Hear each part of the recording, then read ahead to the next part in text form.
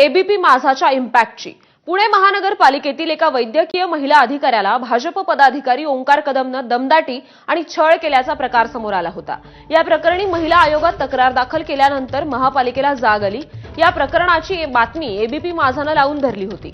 अखेर महानगरपालिका आयुक्तांनी रात्रीच पत्र काढून थेट ओंकार कदम याला महापालिकेच्या परिसरात बंदी घातली आहे। तसंच त्याचा साथीदार अक्षय कांबळेला देखील बंदी घालण्यात आली आहे। फेब्रुवारीपासून सुरू असलेल्या प्रकाराबाबत महापालिकेने जून महिन्यात कारवाई करून पदाधिकाऱ्यांवर गुन्हा दाखल करण्याचा निर्णय घेतलाय। या संदर्भात अधिक अपडेट्स देतील आपल्या प्रतिनिधी शिवानी पांढरे। शिवानी,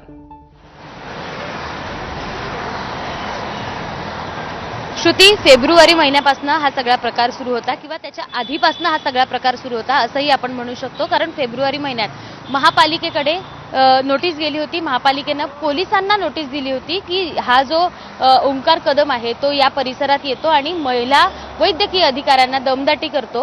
हा सगळा प्रकार सुरू झाला तो फक्त एका आरटीआय मधनं ज्या याच्यातनं त्या वैद्यकीय सगळ्या विभागाची माहिती मागवण्यात आली होती। मात्र हे अधिकारी माहिती देत नसल्याचा आरोप ओंकार कदम यांनी केला होता आणि त्याच्यानंतर तुम्ही आम्हाला माहिती द्या हे असं सगळं म्हणत त्या महिला अधिकाऱ्यांना दमदाटी केली होती।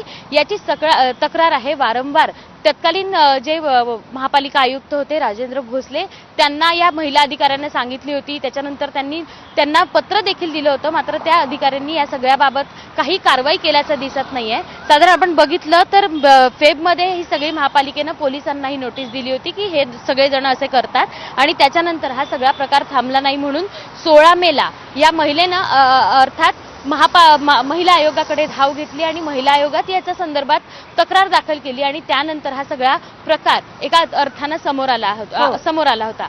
साधारण बघितलं तर महिला ज्या आतापर्यंतचे अनेक प्रकरण बघितले तर वैष्णवी हगवणे प्रकरण असू दे तिलाही त्या सगळ्या घरोघरी त्रास सहन करावा लागला। मात्र आता महिला आयोगाकडून याची दखल घेतली गेली आहे हे महत्त्वाचं आहे आपल्यासाठी। धन्यवाद आपण दिलेल्या या सविस्तर माहितीसाठी।